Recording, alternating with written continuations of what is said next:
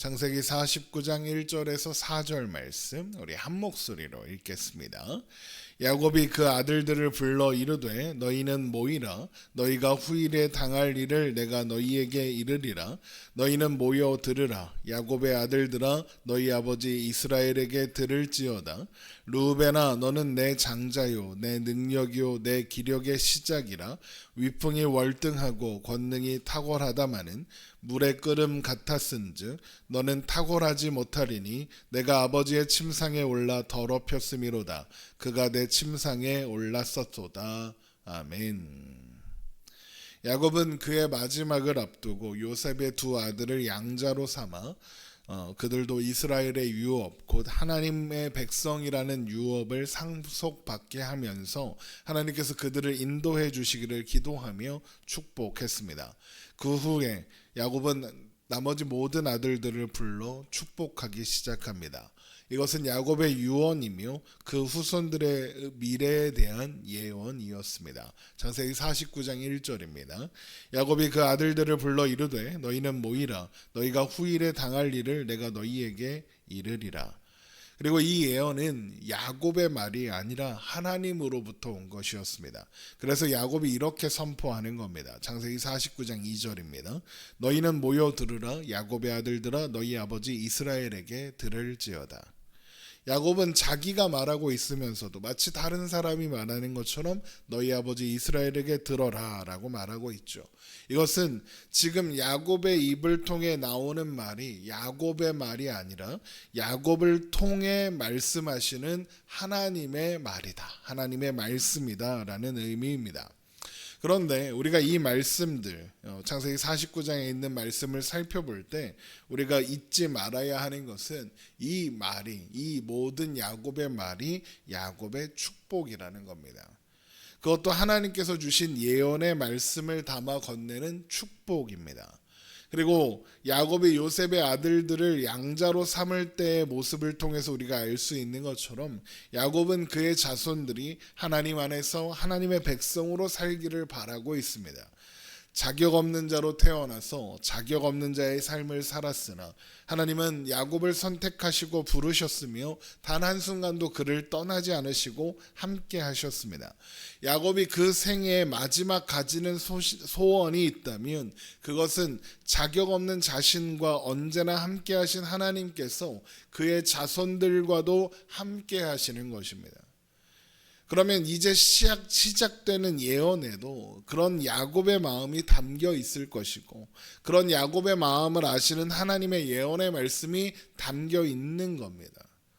제가 이런 말을 하는 것은 이 야곱의 예언 중에는 축복이 아니라 오히려 저주처럼 보이는 경우들도 있기 때문에 그러는 겁니다.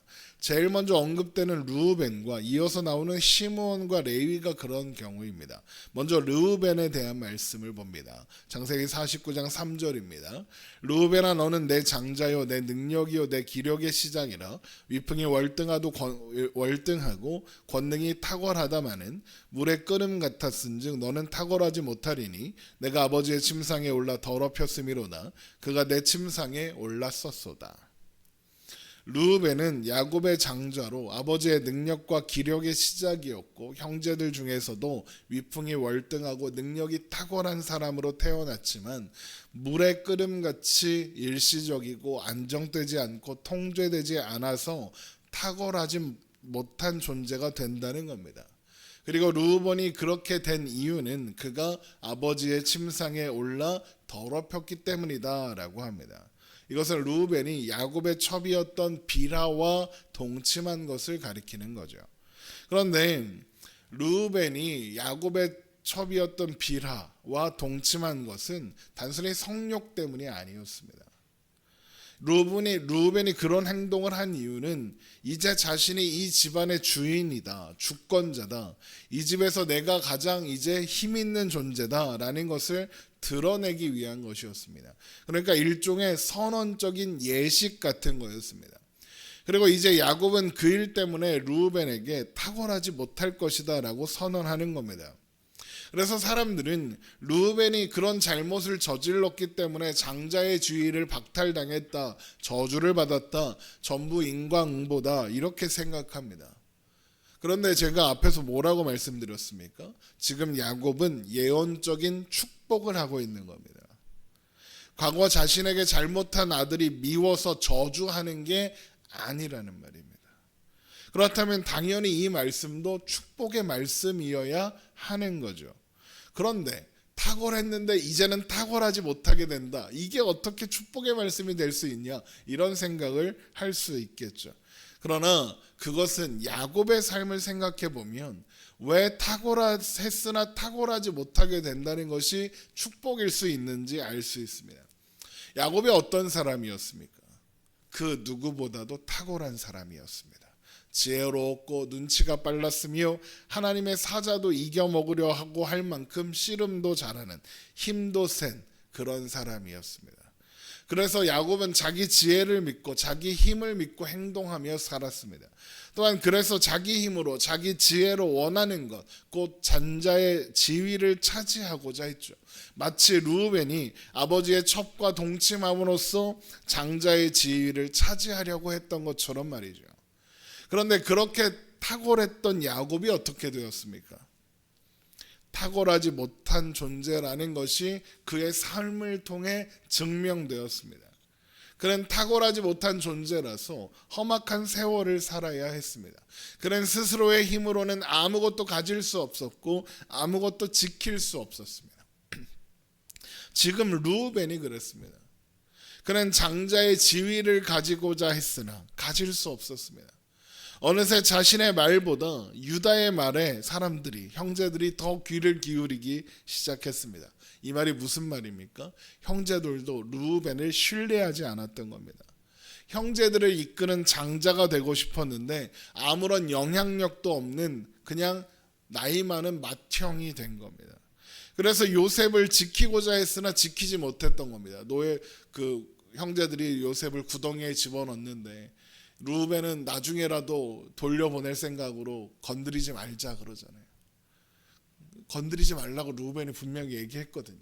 그런데 형제들이 어떻게 합니까? 유다가 팔자 그러니까 바로 팔아버리잖아요. 형제들이 르우벤의 말을 듣질 않아요. 게다가 형제들만이 아니라 아버지 야곱도 유다의 말을 더 신뢰했습니다. 그래서 르우벤이 애굽으로 돌아가려면 베냐민을 데리고 가야 합니다라는 이야기를 하면서 자기 자식을 걸고 베냐민을 애굽에 데리고 갔다가 무사히 데리고 오겠습니다라고 약속할 때는 야곱이 들은 척도 안 합니다. 반응을 안 합니다. 그런데 유다가 자기 자신을 담보로 걸고 베냐민을 무사히 데리고 오겠습니다라고 설득하니까 비록 번민하기는 했으나 유다에게 베냐민을 야곱이 맡깁니다. 그러니까 형제들도 아버지에게도 아무런 영향력 없는 그런 사람이 된 겁니다. 르우벤은 탁월했으나 그래서 자기의 힘으로 장자의 권위와 힘을 능력을 손에 넣고자 했으나 결국 아무것도 얻지 못하고 탁월하지 못한 존재가 되고 만 겁니다.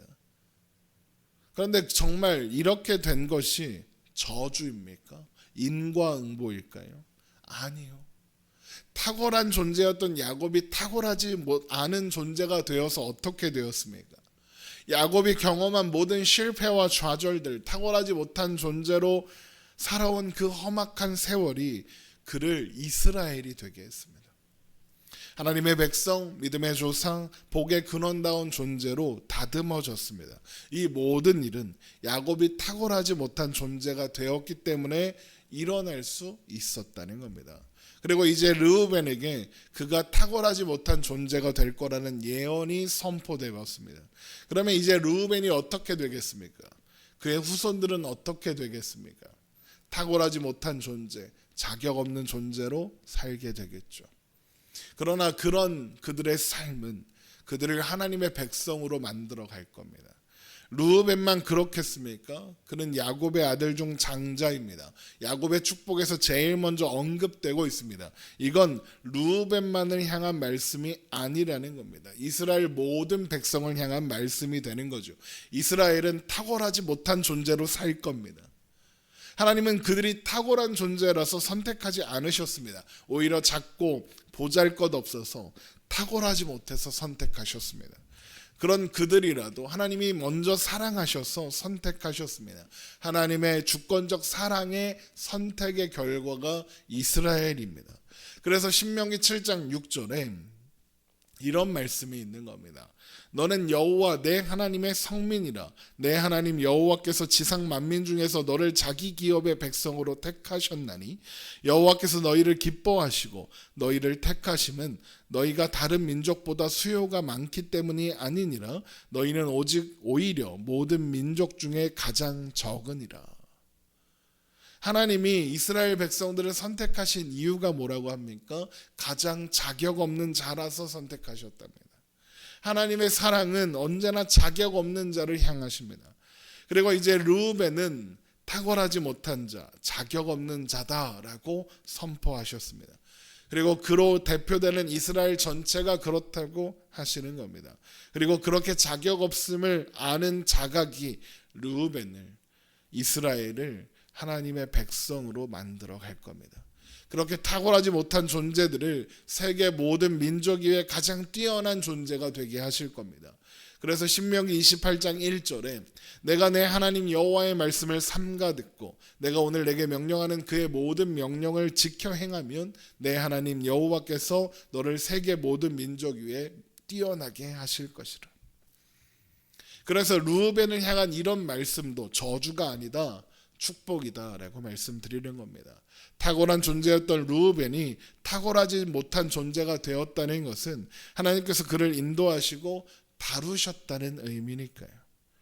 그러니까 야곱이 자식들에게 지금 물려주고 싶은 것은 탁월함이나 위풍당당함이나 권능이 아닌 겁니다.